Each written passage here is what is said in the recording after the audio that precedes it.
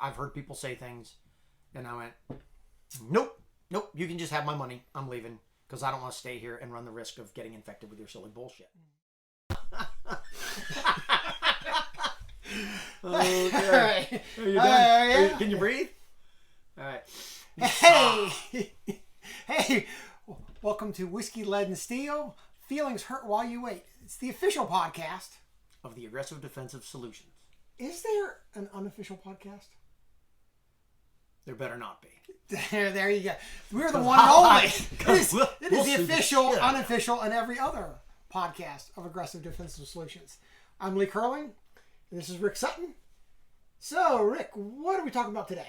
Today, we are going to talk about, thanks to our friends at Women with Weapons, we're going to talk about how do you handle disagreements about range safety or range protocols. And the W3 came out and they were shooting with us, as they often do. Great bunch of gals. And so one of the people said, hey, we were at a match or we were at a range, I forget exactly which it was, and there was a guy who was talking about range safety and range protocols, how they wanted to do business, and it was counter to not only what we had taught, but also to what they'd heard on several other ranges. Mm-hmm. And so they were like, hey, what should we do in a situation like that?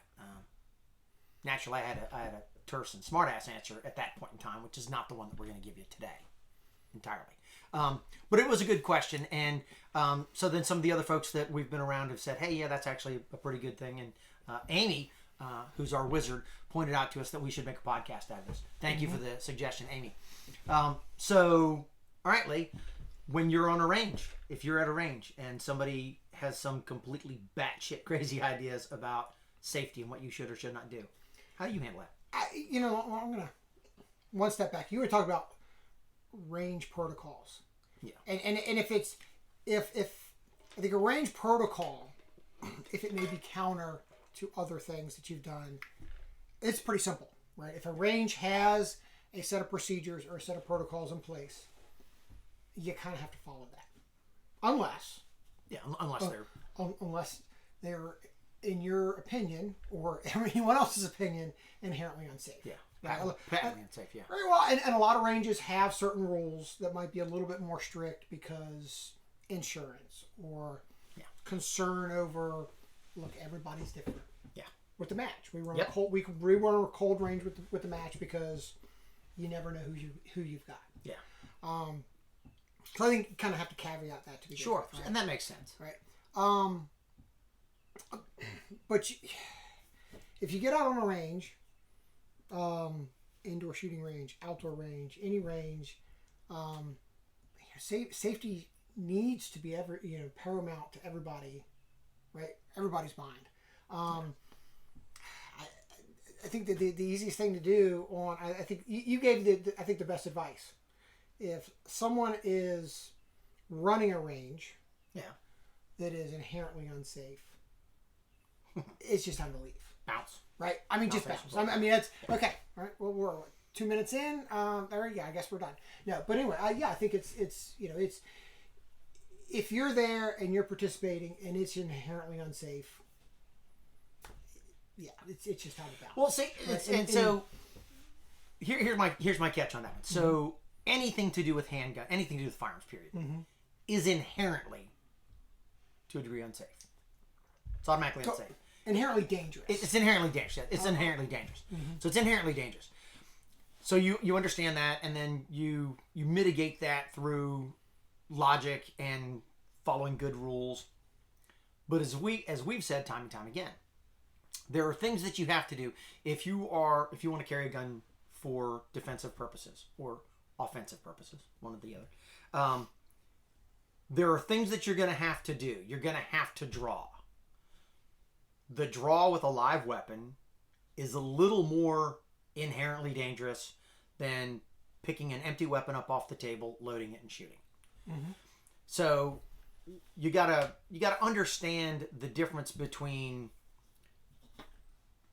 a acceptable risk level and then what is not safe. Perfect example of this. So I've got a student, nice guy. He came out and we were doing recovery drills. And during a recovery drill, he didn't want to put his finger on the trigger. So every time the gun went off, he took his finger off the trigger. And I said, okay, well, why are you doing that? Well, you got to be safe. I said, well, I understand you got to be safe. He said, well, treat every weapon as if it were loaded. Got it. Keep your finger off the trigger until you're ready to fire. Absolutely. Never allow the muzzle to cover anything you're not willing to accept responsibility for destroying. And be mindful of your target. And I said, yeah, you got all those. I said, so what's the deal here? He goes, well, I'm not actively shooting the target. You told me to shoot 2 rounds. I've shot my 2 rounds. Now I need to take my finger off the trigger because I'm no longer intending to shoot. And I said, you're absolutely right. Except, right, what we're doing here is we're training for a defensive purpose. This is a whole nother aspect of training, and this is something that'll come up in a future podcast, I'm sure, but you have to recognize in your training we're not breaking the rules. We're moving the scenario. So I said, okay, I told you to shoot, and the drill is to fire 2 rounds. Right. But we don't want you to shoot and then go back to the holster. We want you to do a recovery drill. Part of a recovery drill is to keep the weapon pointed at the target. If you've just shot this target, is there a real problem of pointing your gun at the target and keeping your finger on the trigger? Because if you accidentally shot the thing twice, accidentally shooting it a 3rd time is really not that big a deal, right?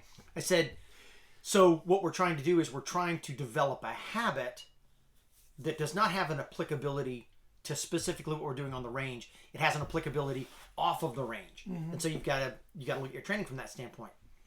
And it took him a little bit to wrap his head around that as a concept.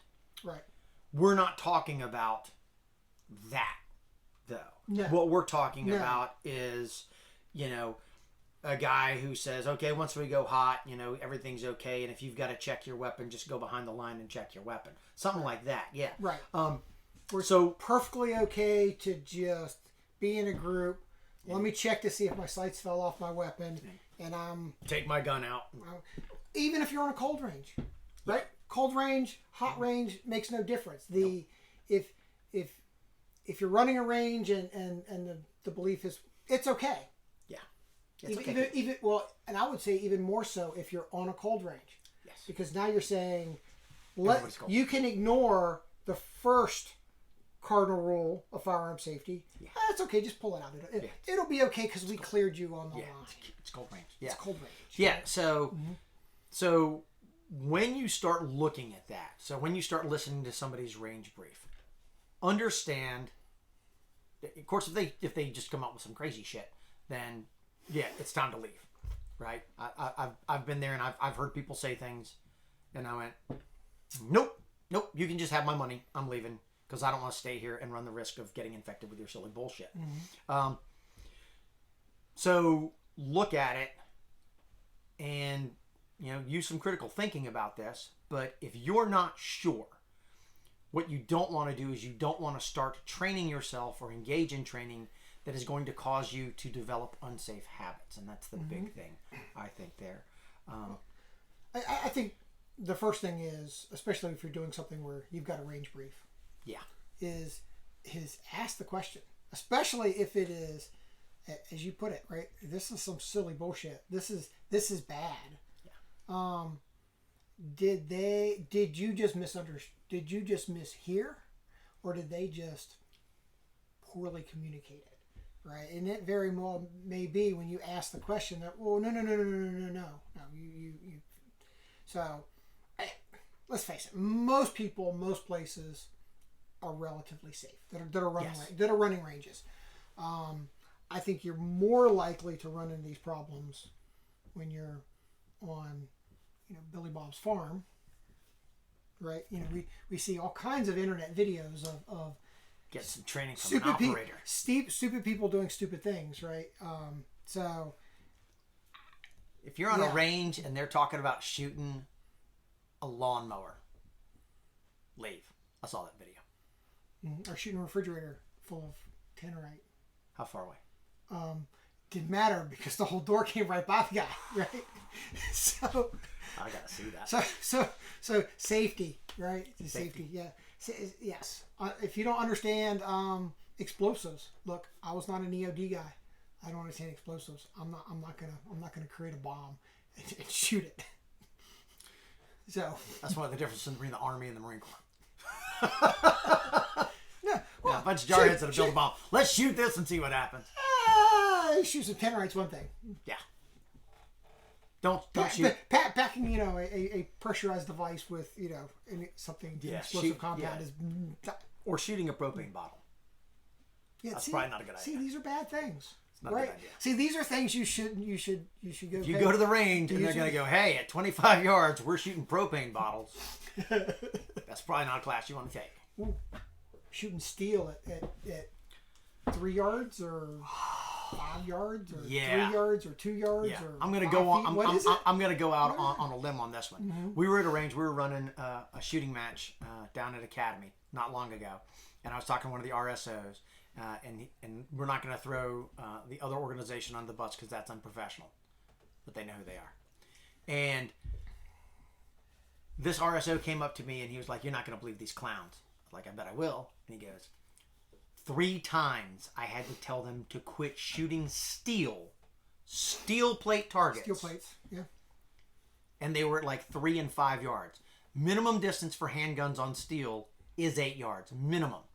I don't shoot at 8 yards. I shoot at 10 yards. Mm-hmm. I like that 2 yard extra. But 5 yards, 3 yards is way too close to shoot steel. And if you're shooting steel and the RSO, then the range people have you shooting steel up close and personal, you're just asking to get hurt. Yeah. Well, and it's and if it was Academy steel, those aren't angled. Nope. Right. So nope. Those flat face steel, that's coming straight back at you. Splatter's bad. Mm-hmm. So, like I said, it's I guess actually the more we talk about it, the more you go.